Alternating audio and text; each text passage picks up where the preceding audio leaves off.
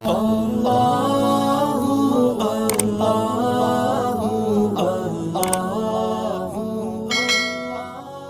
کریم صلی اللہ علیہ وسلم عرب کی کواری لڑکیوں سے زیادہ حیا والے تھے. کواری لڑکیوں سے زیادہ حضور حیا فرمایا کرتے تھے. جب خانہ کعبہ کی مکہ شریف میں تعمیر ہو رہی تھی نا، اہل عرب اس کو تعمیر کر رہے تھے، تو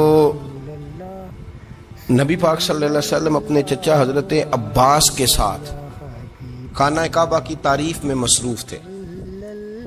تو عرب کے لوگ چونکہ لمبا کرتا پہنتے تھے پیروں تک، تو نیچے اگر کسی وقت کوئی چیز نہیں بھی ہوتی تھی تو کسی کو وہ نظر نہیں آتی تھی، چونکہ پردہ رہتا تھا، لمبا کرتا پہنا ہوا ہوتا تھا.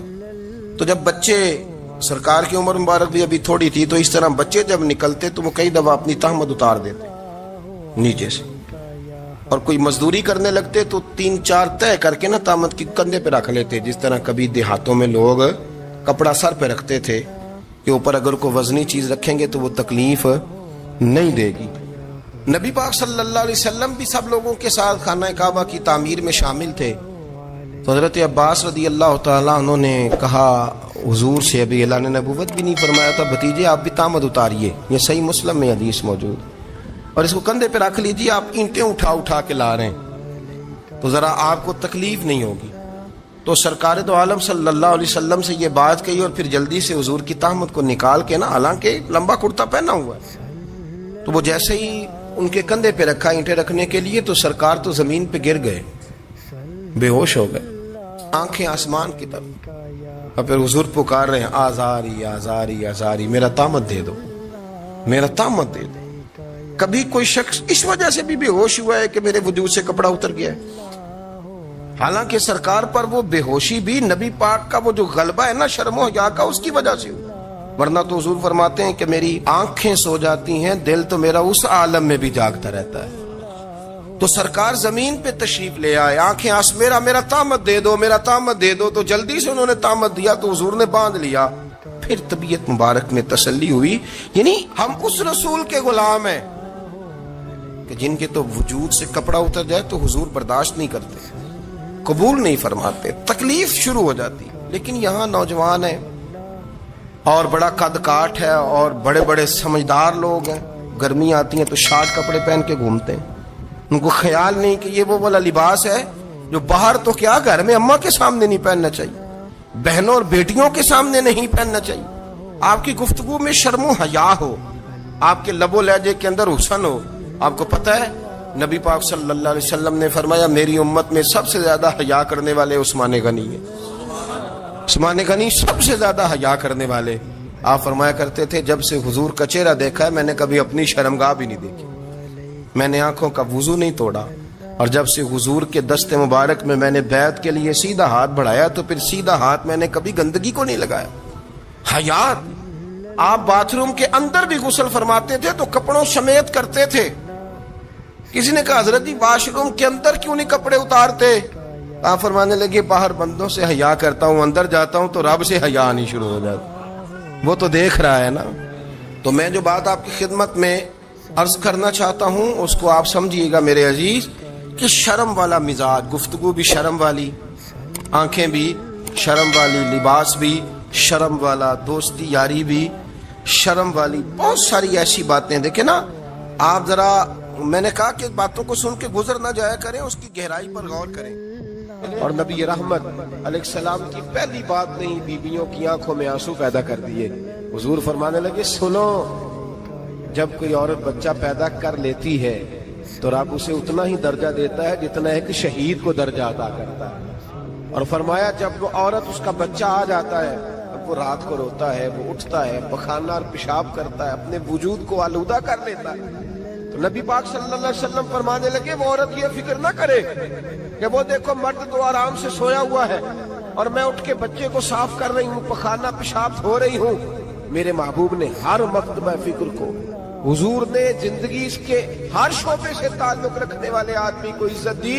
فرمایا بیبیو جب تم رات کو اٹھ کے اپنے بچے کی خدمت کرتی ہو، دودھ ڈال کے دیتی ہو، پخانہ اور پیشاب صاف کرتی ہو، تو فرمایا رب تمہیں اتنا ہی اجر دیتا ہے جتنا ساری رات مصلی پہ کھڑے رہنے والے عبادت گزار کو اجر عطا فرماتا ہے. اتنا اللہ تمہیں اجر دیتا ہے. ہر شخص کے حصے میں، ہر شخص کے حصے میں میرے نبی پاک نے عزت لکھی. ہر شخص کے حصے میں رسول پاک نے وقار.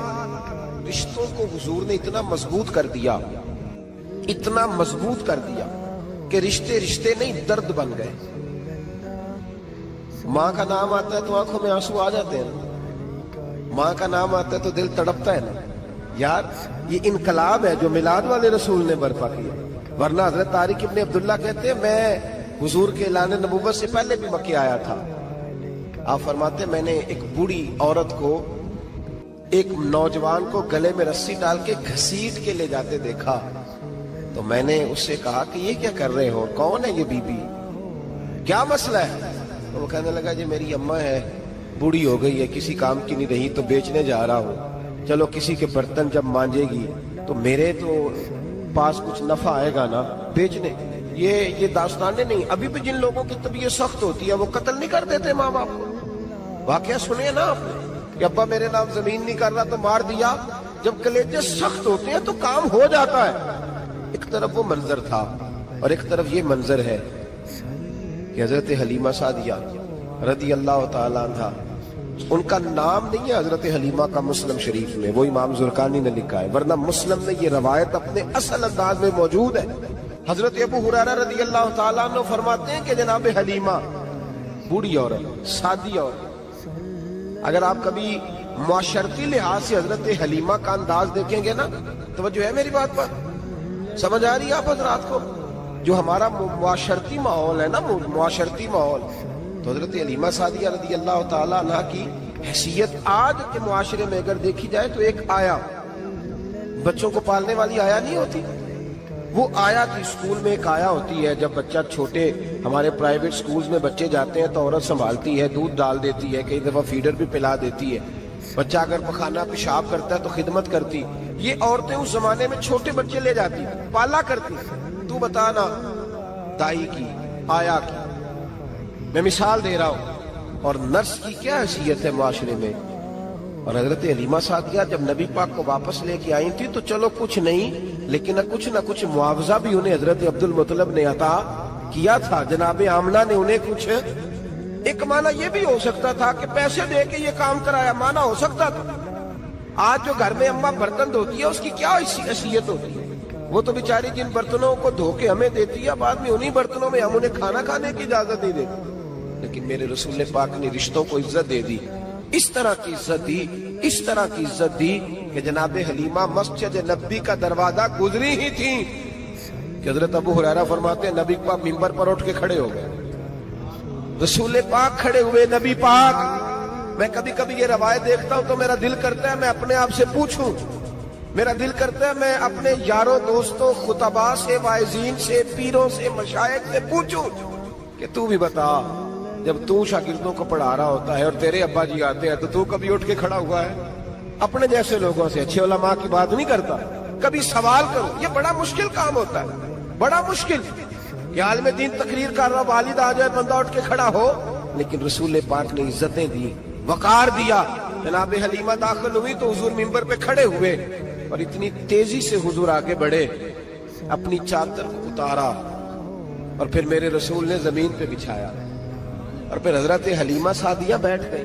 اور جناب ابو ہریرہ فرماتے جتنی دیر نبی پاک ان کے سامنے بیٹھے رہے اتحیات کی حالت میں بیٹھے رہے. حضور نے رشتوں کو وہ وقار دیا، وہ حسن دیا کہ رشتے درد بن گئے ہیں. اب ماں کا نام دل میں بعد میں آتا ہے، زبان میں بعد میں آتا ہے، آنسو پہلے آتے ہیں. اب ماں کا رشتہ ایک وقار ہے، ایک حسن. الحاوی للفتاوی میں امام جلال الدین سیوطی رحمت اللہ لکھا ہے فتح مکہ کے بعد نا کمال ہو گیا. وَرَأَيْتَ النَّاسَ يَدْخُلُونَ فِي دِينِ اللَّهِ أَفْوَاجًا. فوجوں کی فوجیں دین میں آ گئی.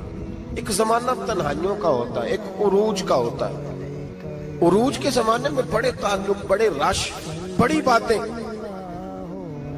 اب حال یہ تھا فتح مکہ کے بعد کہ پہلے تو ایک آدھ آدمی کلمہ پڑھتا تھا، فوجوں کی فوجیں آتی.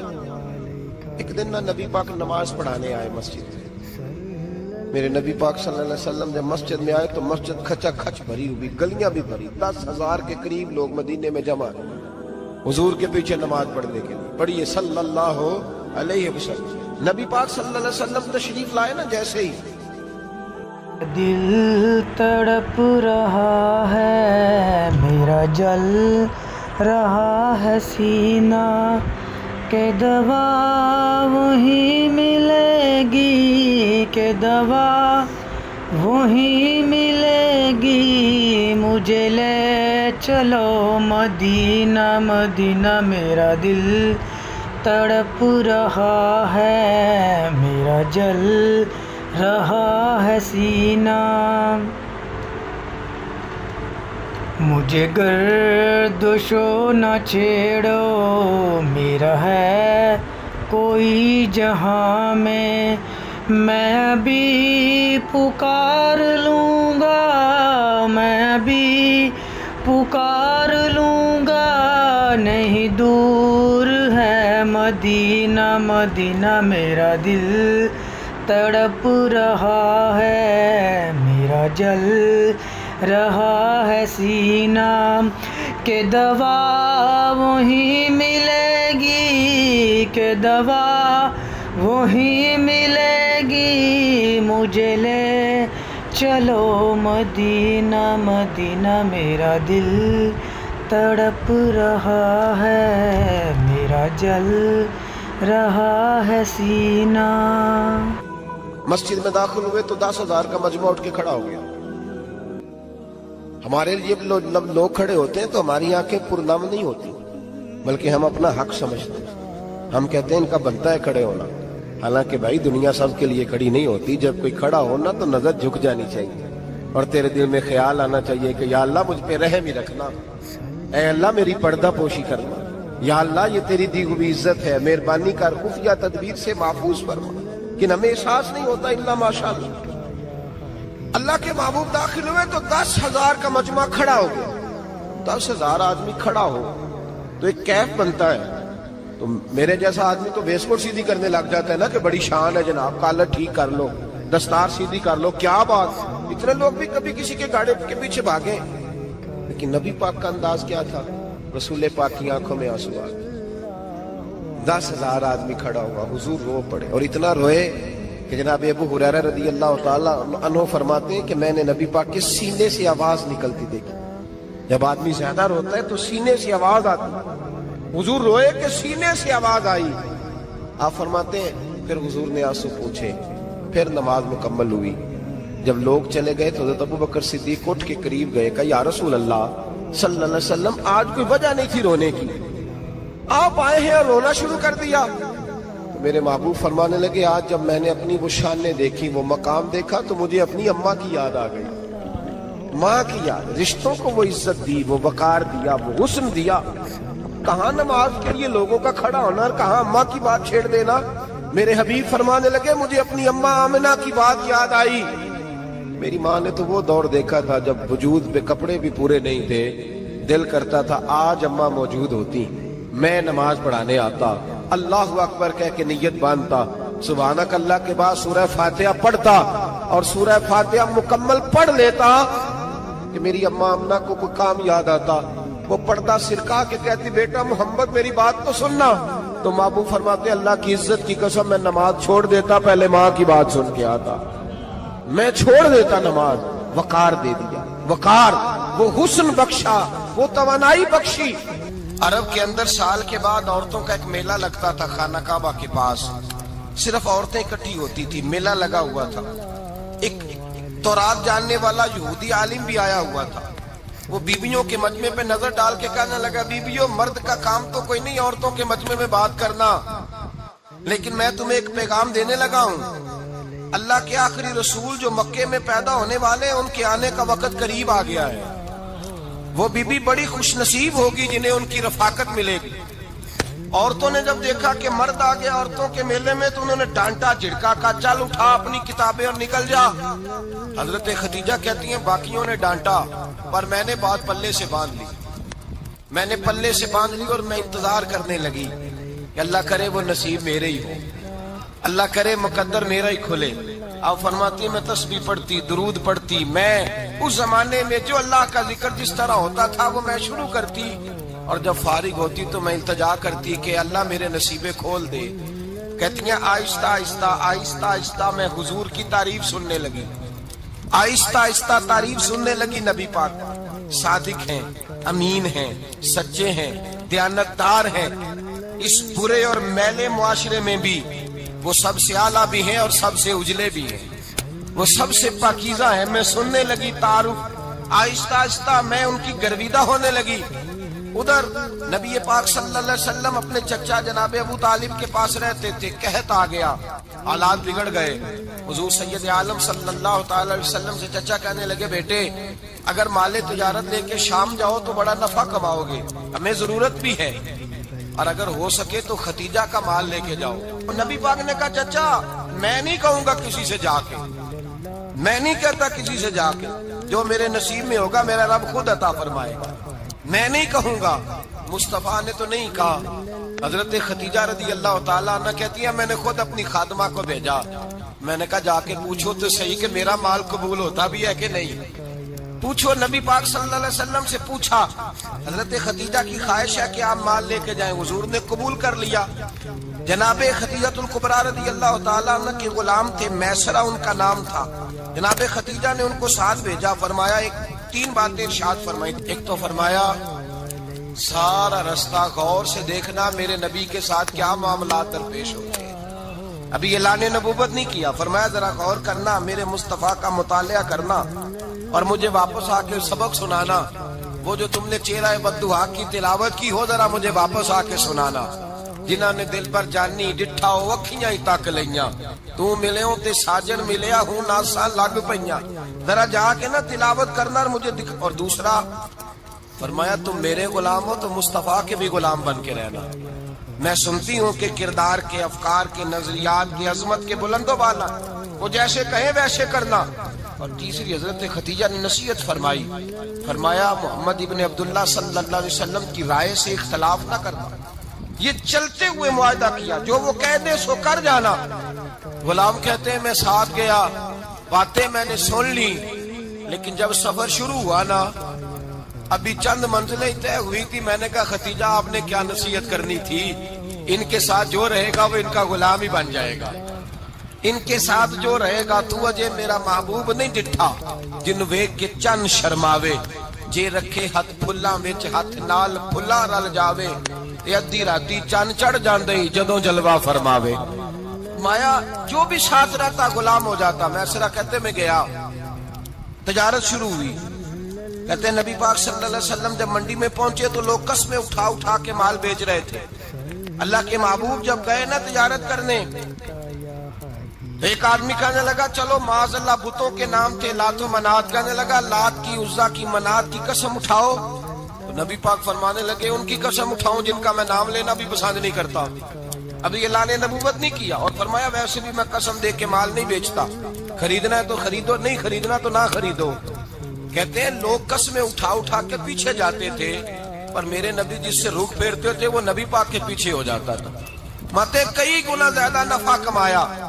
ہم رستے میں تھے، حضور ایک درخت کے نیچے آرام کرنے لگے، ایک عیسائی راہب غار میں بیٹھا تھا، نکل کے آ گیا، مجھ سے کہنے لگا مجھے وہ جانتا تھا، میں سرا یہ کس کو ساتھ لائے، یہ کون ہے؟ میں نے کہا اہل قریش کے ایک معزز آدمی ہے۔ کہنے لگے یار جس درخت کے نیچے یہ لیٹے ہوئے ہیں یہاں عام آدمی نہیں لیٹ سکتا، یہاں وہی لیٹے گا جو اللہ کا سچا۔ اسلامی بھائیوں، اگر آپ کو ہمارے یوٹیوب چینل سچ فرمایا کی ویڈیوز پسند آ رہی ہیں تو پلیز لائک، کامنٹ، شیئر اور چینل کو سبسکرائب کریں، بیل آئیکن دبائے تاکہ ہماری ویڈیوز اب سب تک اپ ڈیٹ ہوتی رہے۔